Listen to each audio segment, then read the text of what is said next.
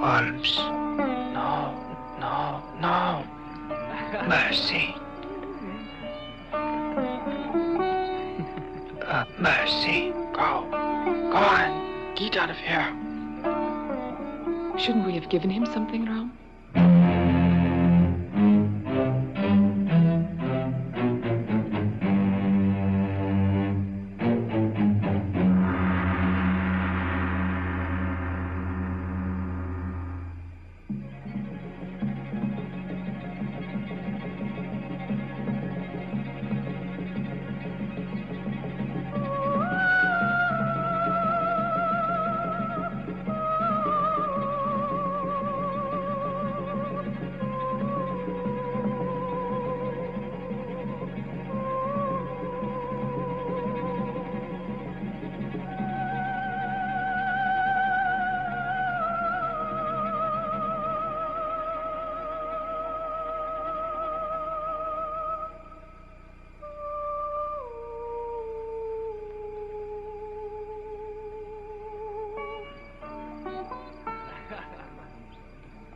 Do you look forward to the trip to Bombay tomorrow?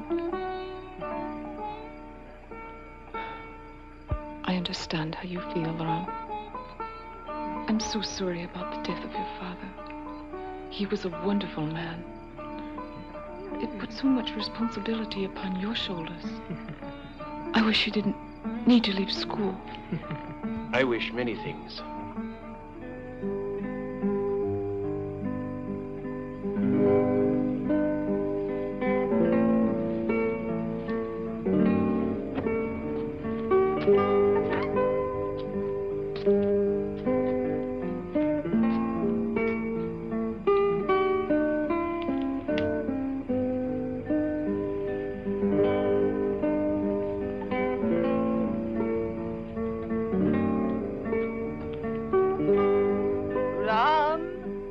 Yes, Mother.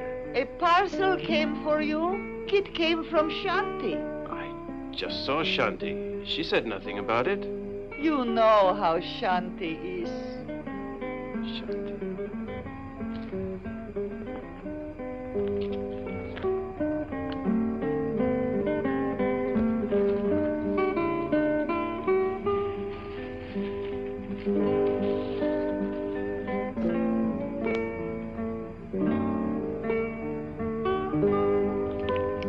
My literature teacher gave me a copy of this book, and though I still don't quite understand it, the book has made a great impression upon my thinking.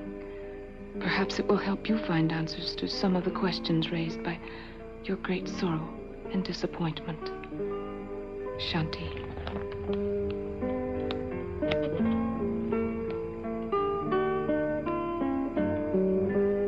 Ram, Yes, Mother? shall I help you pack your things? I can manage.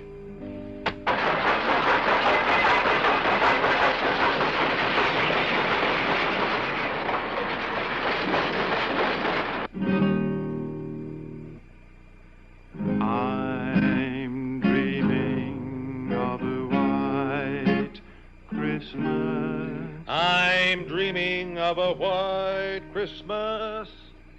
I'll tell you what, Mike. You play, and I'll sing. You're half drunk already.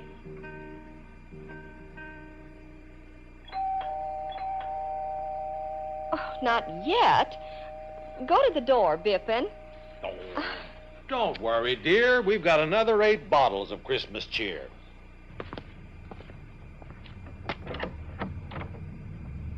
Who is it? I haven't a clue. Hello, Mike. Do you remember me? Vaguely. We met last summer at Simla. You gave me your father's card. You said if I ever needed employment. Bring me that card. My father just died and I need work, sir. I was in college, but with my father dying... Boy, do you know what day this is? It's Thursday, sir. It's Christmas. And if you haven't any more sense than to come asking for a job on Christmas... Good job.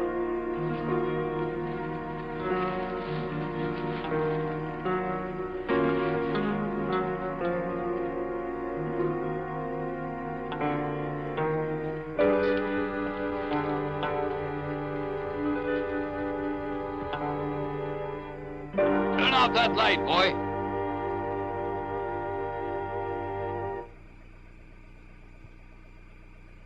Great joy came to young Sundar's heart, for there were new songs to sing, new truths to discover. It was a time to show love and kindness to others. It was Christmas. Come on there. Turn out the light.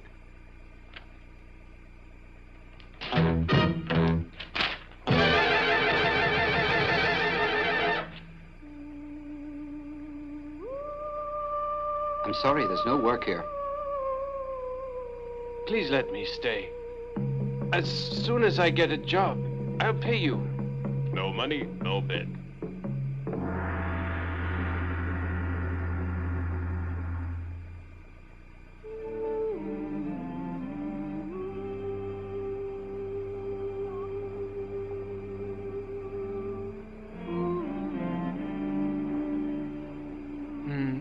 May I help you?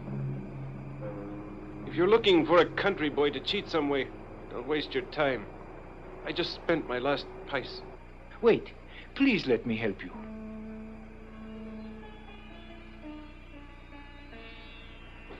I think I know a job I can get you. Why do you do this for me? What is life if we can't help one another? My name is Shushil. My name is Ram Singh. Singh. That is a good name.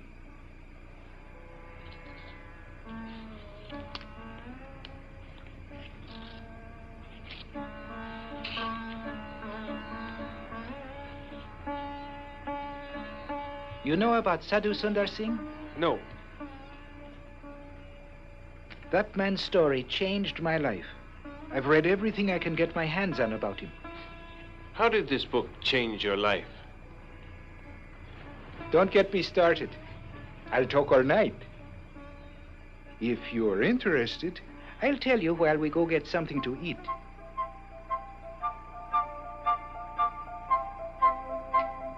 From the time he was a small boy, Sundar Singh's mother taught him to be very religious.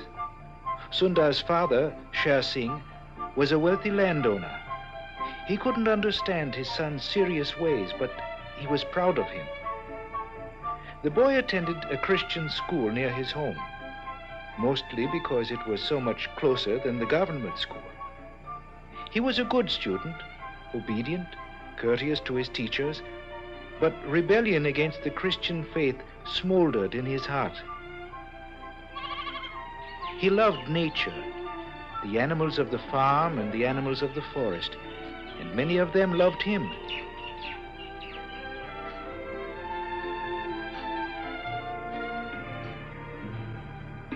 Just before the boy's 14th birthday, his mother died. As he stood at the burning ghat, watching the fire reduce her body to ashes, the awe and wonder of life and death, seemed completely beyond hope of understanding. As the years passed, he gave himself more and more to meditation, to the search for meaning in life, to the search for peace in his heart. And then, quickly and without any apparent explanation, he became a different person. Boys!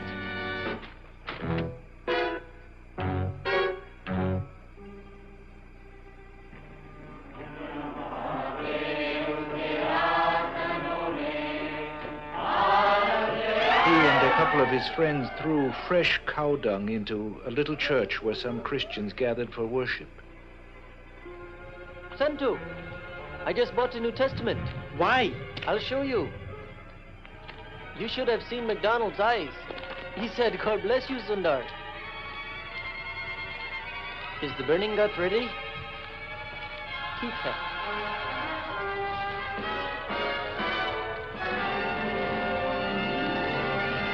A very dead book into a very live fire.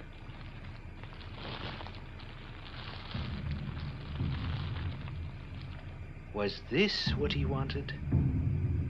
Why had he, the gentleman, stooped to such acts of rebellion? God, if there is a God, show me yourself tonight. The last train of the night passed by. The next train would pass at dawn. If God did not speak to him by morning, Sundar considered throwing himself under the wheels of that train. Show me yourself tonight, God, or I die.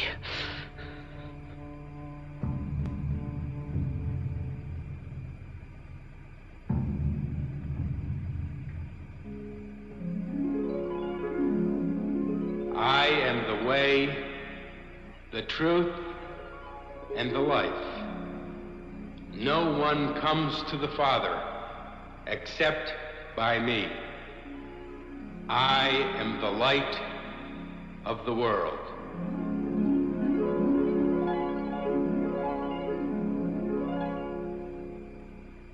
Father!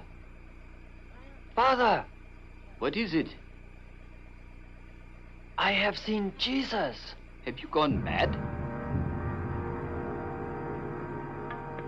The news spread quickly. Could it be possible?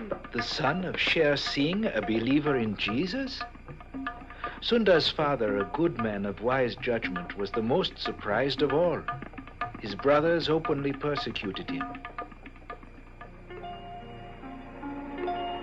From the time he was a little boy, he was born in 1889, Sundar's mother often brought him to the temple, as together they sought to know more about God.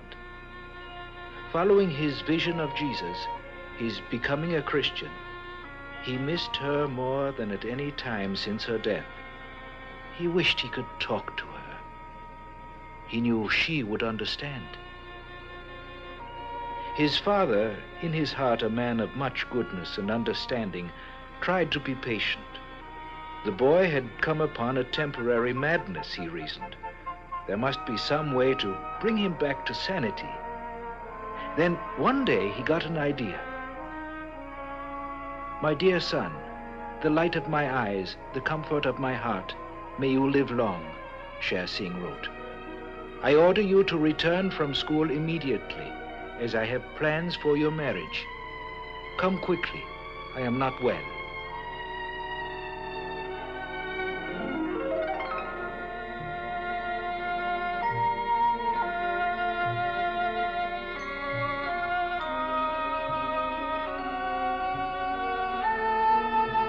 The father's joy was short-lived.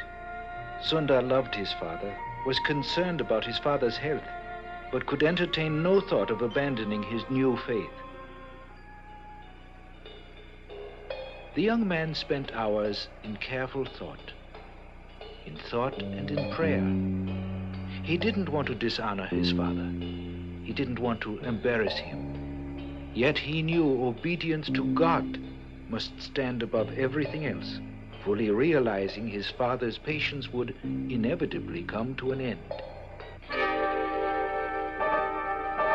Son, you fool! In the name of Singh'a, I declare you no longer worthy to be called my son. We reject you forever.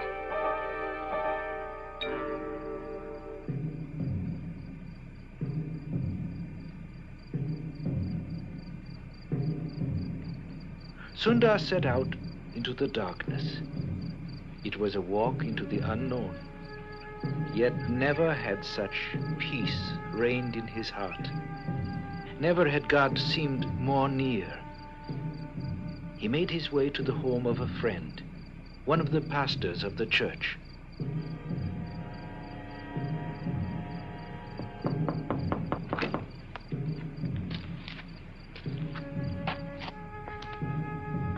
I have prayed for you all day.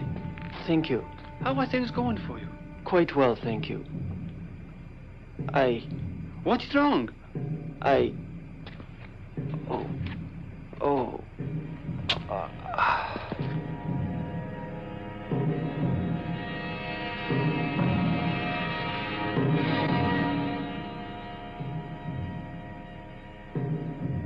What had happened? One of his brothers secretly poisoned his food. It was a deadly poison, and the doctor said Sundar could not possibly live. He died? He lived. It was a miracle, Ram. The doctor was so amazed, he himself became a Christian. It's quite a story, Sushil. Next to the Bible itself, the story of Sadhu Sundar Singh has been the greatest single influence on my life.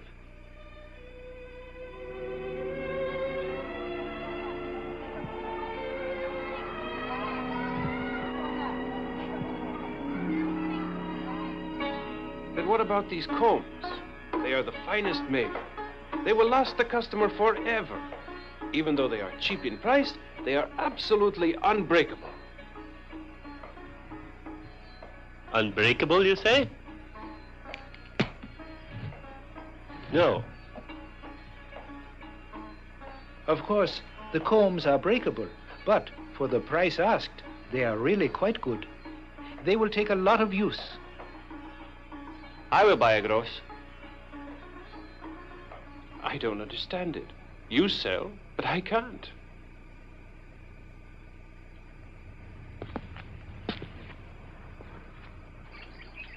Why is it? I suppose it is because you are a Christian. If I believed like you, would it help me to sell better? You are honest. I am dishonest. I admit it. I've seen holy men do things that didn't seem right. Honesty is a gift from God. I was once a very dishonest person, but my heart has been changed. You should become a sadhu.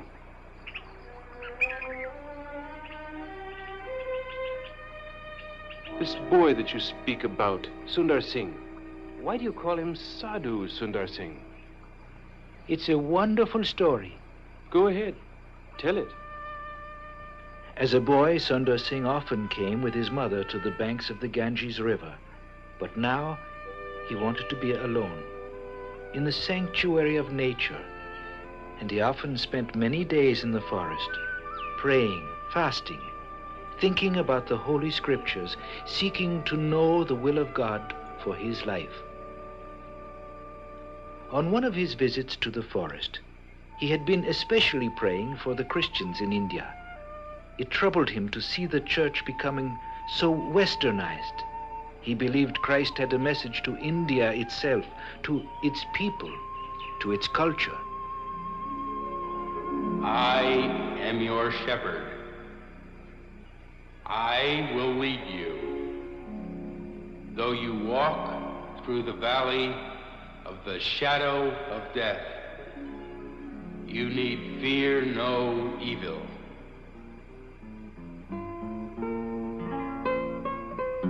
He set out immediately upon what was to become one of the most humble but most wonderfully effective ministries the Church of Jesus Christ has experienced since the days of the New Testament.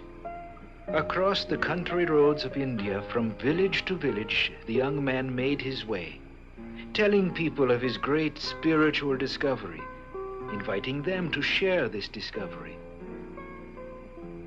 For God so loved the world, that he gave his only begotten Son, that whosoever believeth in him should not perish, but have everlasting life.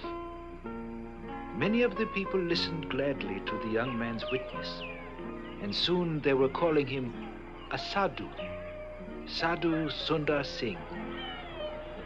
Yes, the people loved him, the children, everyone, wherever he went. His life was a life of joy, but there was also to be disappointment and suffering.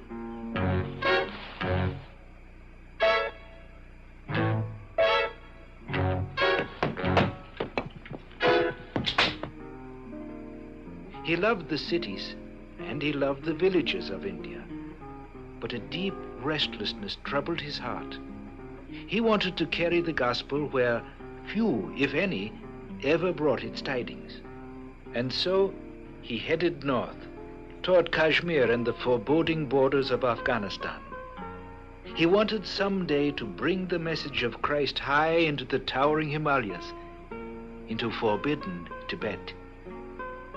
Year after year, he continued his journey, coming to be known as the Apostle of the Bleeding Feet, the Apostle of the Bleeding Feet and the Burning Heart.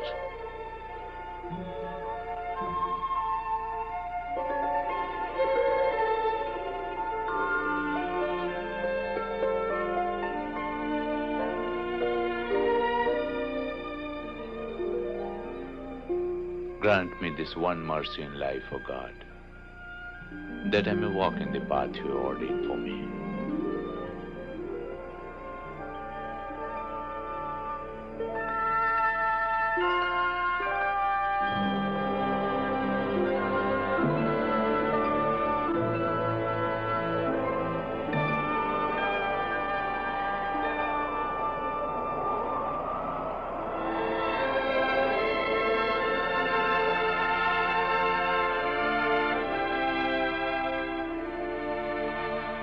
The Sadhu had many adventures, some of them almost beyond belief.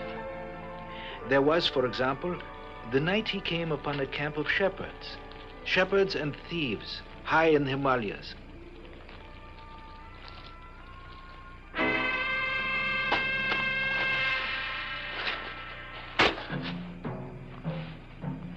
May God bless you, my brother.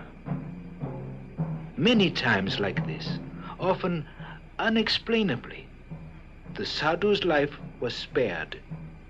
Men who hated him and planned to kill him found themselves listening to his witness. After each journey into the mountains, he returned to his beloved India. We have been offering Christianity in a Western cup, he told his friends, and India rejects it. But when we offer the water of life in an Eastern bowl, our people will take it gladly. He that believeth in me shall not walk in darkness, but shall have the light of life. But while many listened to his message, others protested, sometimes violently.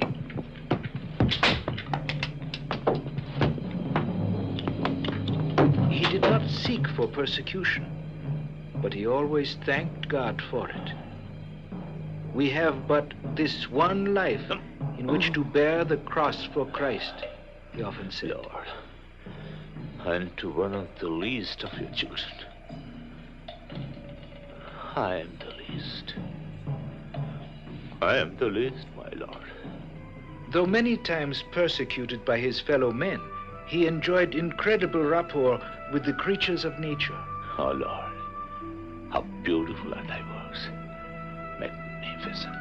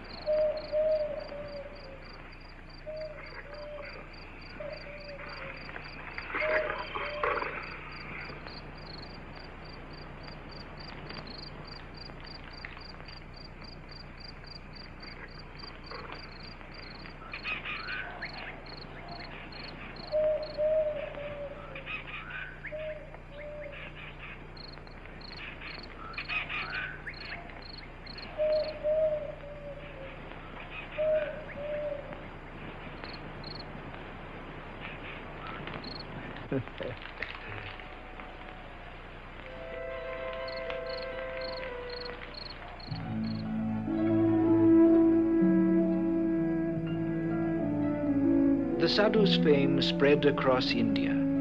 Everywhere he went, people thronged to hear him speak, in the humble places, in the larger towns and cities. His ministry and his exploits mushroomed into a living legend across the world.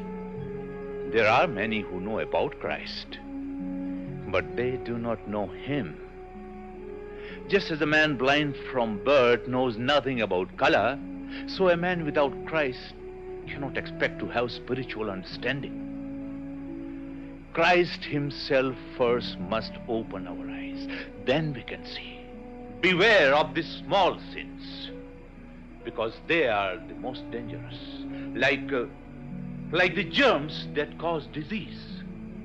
I am glad he called me the days of my youth, leading me to use the flower of my strength in his service.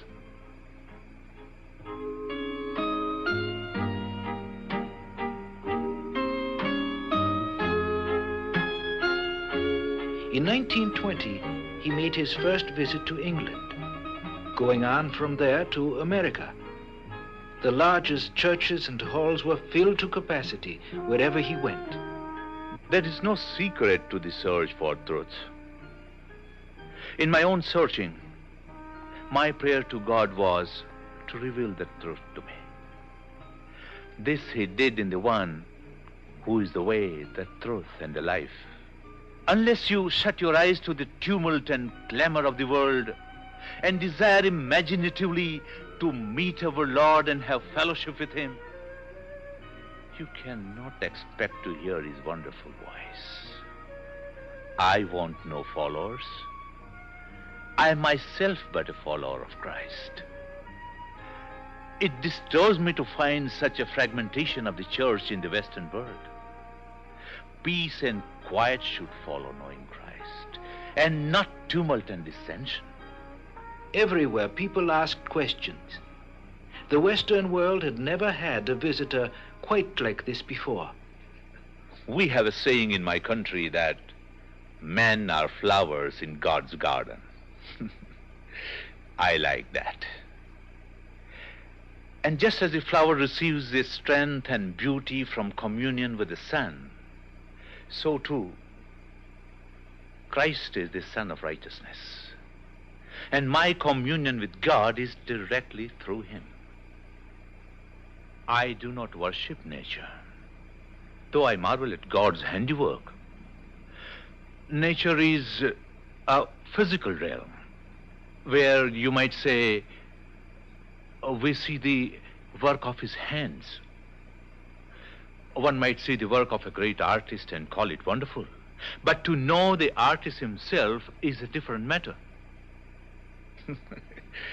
These are the only clothes I have. And my dress and beard are contemporary. I live the life of a normal sadhu in my country. I prefer to be there, in my beloved India, among the people so near to my heart. I'm here by invitation. My dear friend, there are multitudes of very wonderful people in my country. And I've met many who, I must frankly say, show more grace and goodness in their lives than I've found in some people here in the Western world. In whatever culture you find him, man is capable of great goodness. But all our righteousnesses are as filthy rags, the Bible tells us. My Father, I thank you for sending me to Europe and America. It has been a great joy, but it has also brought pain to my heart. So many of your children do not understand. They do not realize what poverty, earthly riches can bring to the life of a man. Oh, my Father. Though he received much acclaim in his many travels, the Sadhu reserved the warmest corner of his heart for the people beyond the towering Himalayas, the people of Tibet.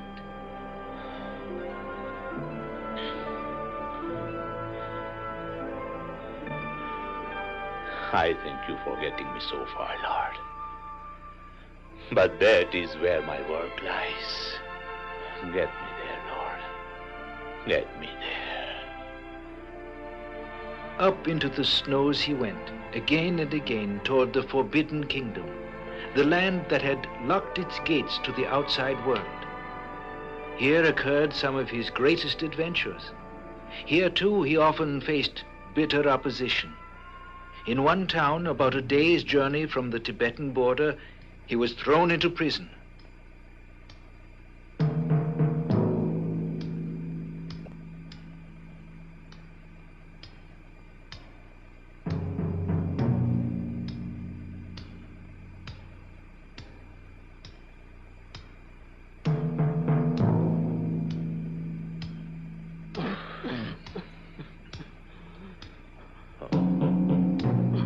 Oh, you poor old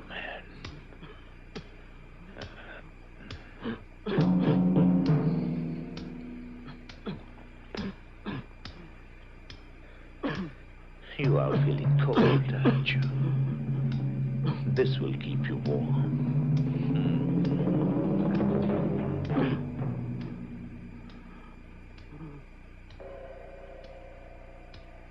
Why you do this? Because my God taught me to do it. You see, he said, if you attend to a sick man, you are doing to me. So many of those prisoners opened their hearts to the Sadhu's message and became Christian believers, the authorities had him removed. He was taken to the marketplace and publicly tortured. But though he suffered much pain, he accepted the punishment with such calmness, the authorities became frightened. Thinking him to be some sort of god, they set him free. Entering Tibet, he immediately made friends. God is love. And he loves my little dawns in Alma. So, Christianity is a way of life that is full of fun and joy and hope. Christ said, look at the birds of heaven. Do they worry for tomorrow? Who looks after them? It is your heavenly Father. Sadhu Sundar Singh loved life. He loved people. Perhaps he loved children most of all. He tried to establish Sunday school for the children of Tibet. One prominent Lama, impressed by the Sadhu's teaching, issued a summons for the people of his area to come and listen to the Christian message. But there was also opposition. As with each visit, and the Sadhu made 15 trips into Tibet, resistance stiffened against his witness. The penalty of death threatened anyone bringing a new religion into this forbidden country. But again and again, his new friends looked after his safety.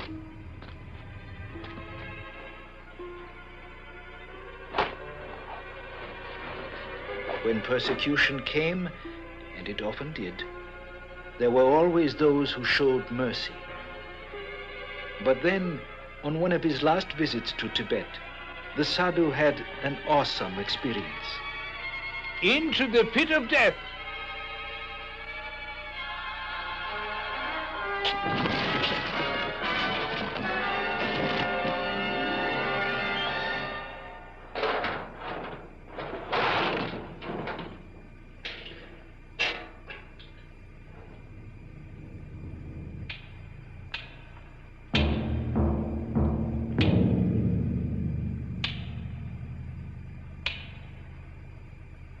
The Sadhu had no way of knowing how long he lay unconscious in that death-laden darkness, nor did he have any idea how many days passed. This was surely the end of his life.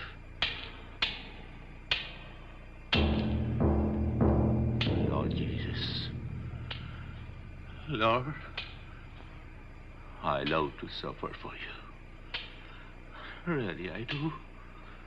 But this is much, much more than I can bear. Forgive me, Lord. Forgive me.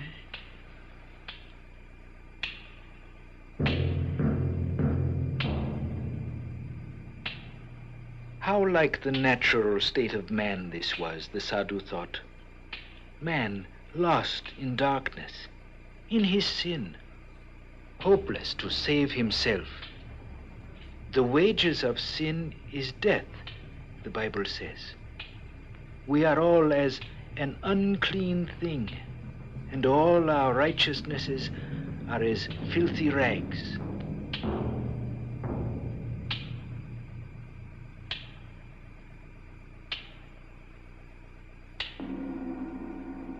The wages of sin is death. But the gift of God is eternal life through Jesus Christ our Lord. He who knew no sin was made sin for us, that we might be made the righteousness of God in him. Christ died for our sins.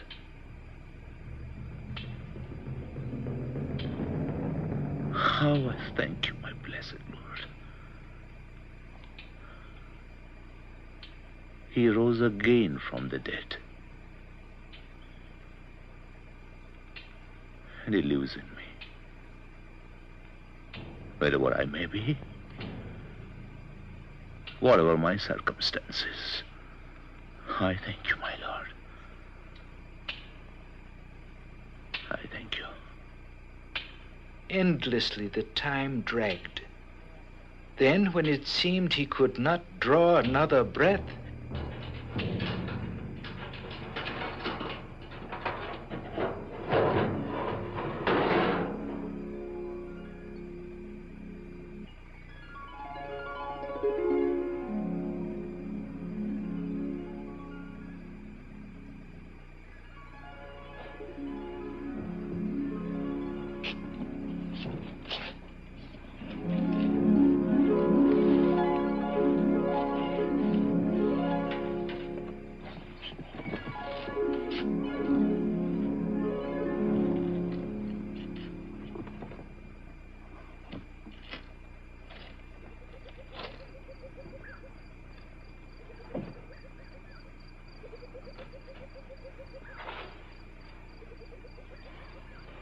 the Sadhu was overjoyed at this sudden, unanticipated deliverance. But when he looked around to thank his rescuer, there was no one to be seen. He was convinced it was a miracle. In a short while, guards captured him and brought him to the Lama. How had he escaped?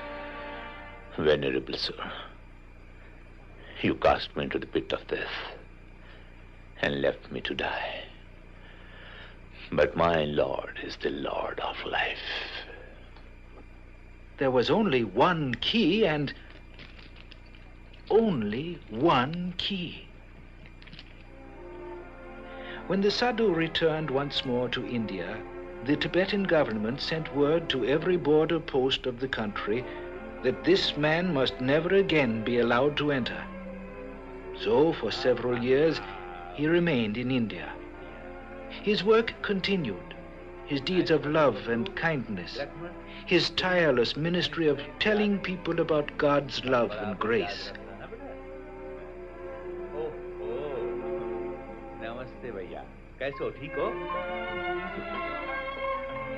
But his heart could not rest. Tibet loomed constantly in his thoughts and in his prayers. And so, in 1929, though urged by his friends not to go, he made his way back once more. He never returned. No one knows what happened. Perhaps, his work for God finished, he was permitted to at last take that greatest of all journeys, the journey to the sky.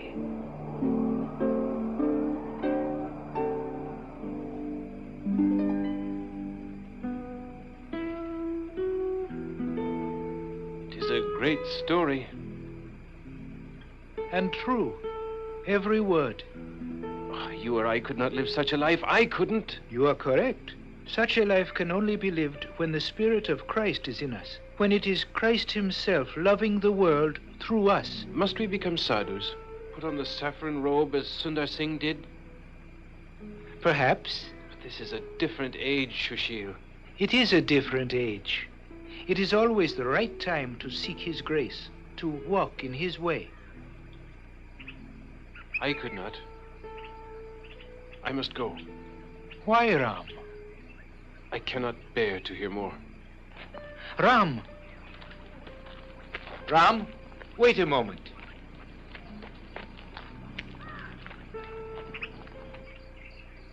Please come. Where? I want to show you something.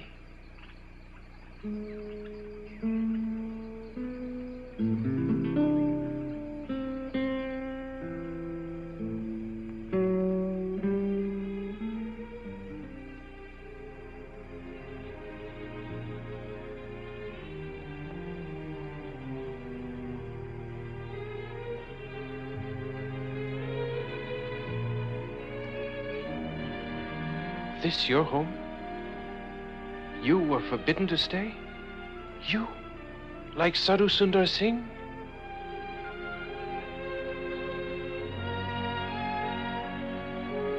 Teach me the way of Christ,